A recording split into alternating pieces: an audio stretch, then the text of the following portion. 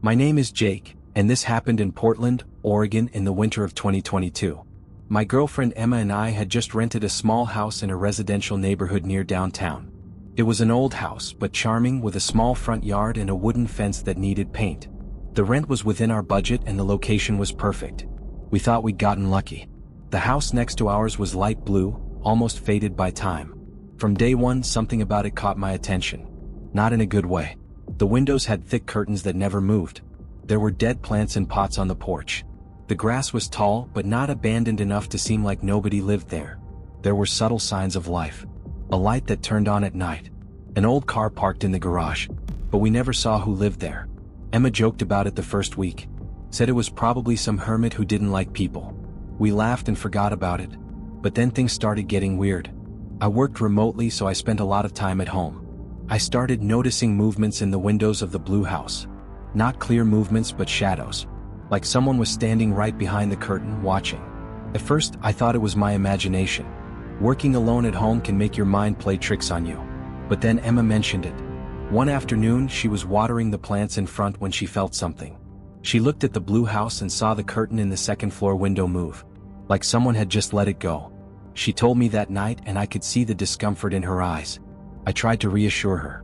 Said maybe the neighbor was just shy. But I had also seen the shadows. We both knew something was wrong. 2 weeks later, I found something in our front yard. It was a pile of small twigs arranged in a circular pattern. It looked almost deliberate, like someone had placed it there on purpose. I showed Emma and she went pale.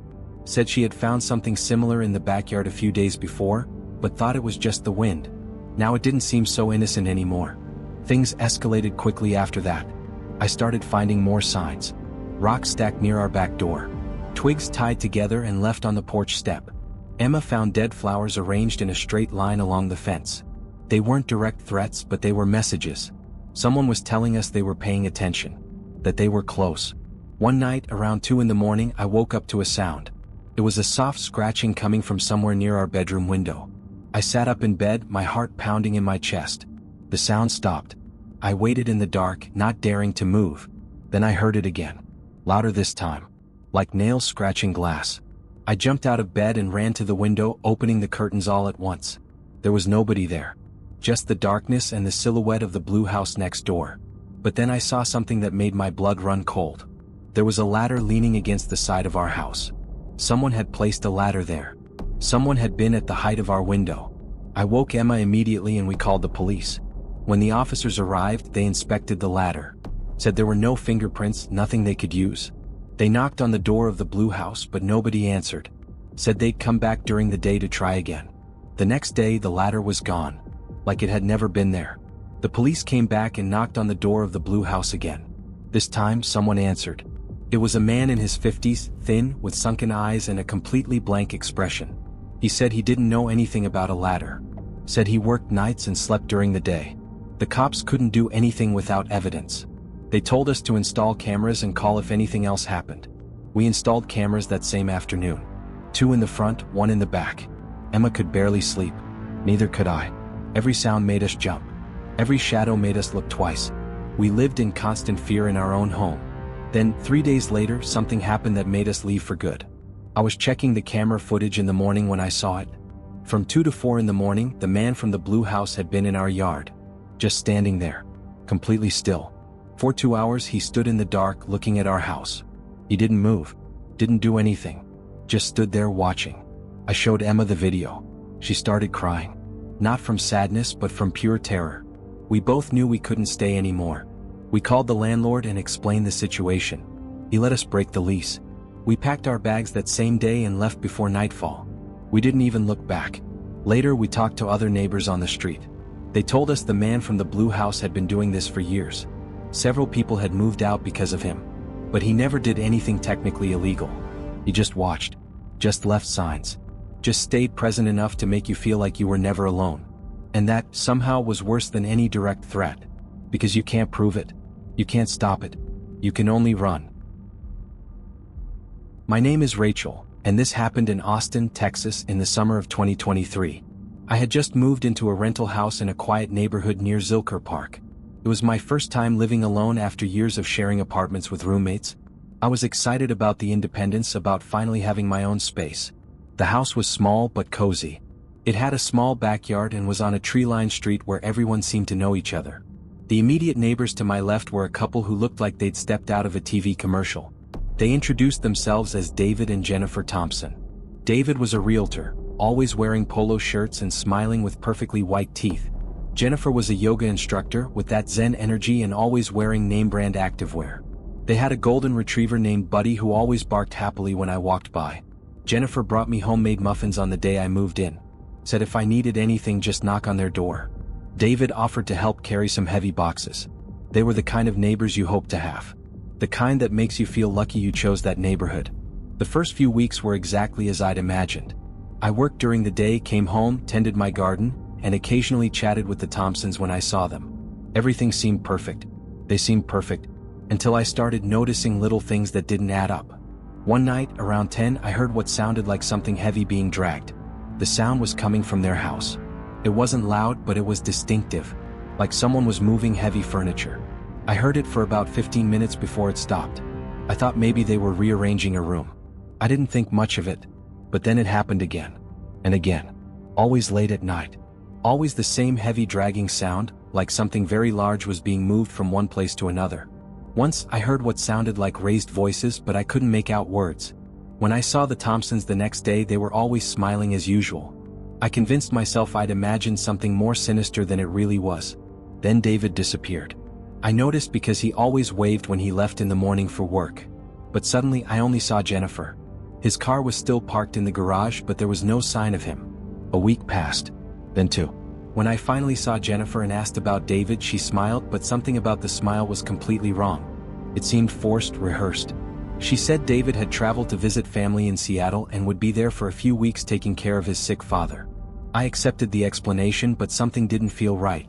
Jennifer continued her normal routine. Went out to teach yoga classes, walked Buddy, tended the garden. But there was something different about her. Her movements seemed mechanical, like she was just following a to-do list without really thinking. Her eyes had that empty look you see in people who haven't slept for days. Buddy also started acting strangely. He'd always been a happy, energetic dog, but now he was restless. He barked at their own house, refused to go inside sometimes. Jennifer had to practically drag him in. Once, I heard Buddy barking desperately in the middle of the night for almost an hour before stopping abruptly. The next day, Buddy was gone. I asked Jennifer about him, and she said with that same artificial smile that Buddy had run away and she was looking for him. But there were no signs of searching. No posters. No social media posts. Nothing. It was like she wanted Buddy to have disappeared. That's when the smell started. It was subtle at first, coming from the direction of their house when the wind blew a certain way. But it got stronger each day. It smelled like something organic rotting, that sweet, sickening smell of decomposition. I thought maybe it was a dead animal under their house or a plumbing problem. The brutal Texas heat didn't help. But then I saw the flies. Dozens of them around the windows of the Thompson house. And the smell was becoming unbearable, especially on hotter days.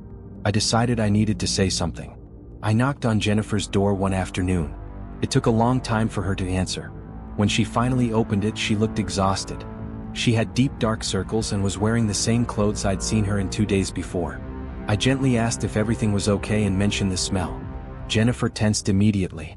Her eyes widened for a second before she forced another smile. Said there had been a problem with the fridge that broke while she was away and the food had spoiled. Said she'd already taken care of it. But as she spoke, I could see her hands shaking. She closed the door quickly before I could say anything else. That night I couldn't sleep. Something was deeply wrong and I knew it. Around 3 in the morning I heard a car. I looked out the window and saw a man I didn't recognize loading something large wrapped in black tarp into the bed of a pickup truck. Jennifer was with him, holding a flashlight. They worked quickly and silently. When they finished, they got in the vehicle and drove quickly off the street. The next day I made a decision. I called the police and said I was worried about my neighbor. I explained the smell, the disappearance of her husband and dog, and the strange behavior. The dispatcher said she'd send officers for a welfare check. A few hours later, I saw 2 police officers knocking on Jennifer's door. She answered, but something about her behavior must have alerted the officers because soon they were asking more serious questions. Jennifer finally broke down and confessed everything. 3 weeks before, she and David had a violent fight. He'd discovered she was having an affair and threatened to leave her, taking everything. In a moment of rage, she pushed him down the stairs. David hit his head and died instantly. Panicked by what she'd done, Jennifer dragged the body to the basement and hid it there. Buddy had witnessed everything and wouldn't stop barking and scratching at the basement door. Afraid the barking would draw attention, she poisoned the dog and buried the body in the backyard. For weeks, Jennifer continued acting like nothing had happened, while David's body decomposed in the basement. The man I saw that night was her brother, who'd come to help her get rid of the body. But it was too late. The evidence was everywhere. Both were arrested. Jennifer was charged with homicide and tampering with evidence. I moved out a month later.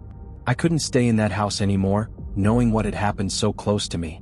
Knowing I'd slept night after night just feet away from a corpse. That I'd talked and smiled with a murderer who was slowly falling apart. The worst part wasn't the crime itself. The worst part was how she tried to keep living normally, pretending her husband was just traveling, while hiding his body in the basement. How she managed to look into my eyes and lie so easily.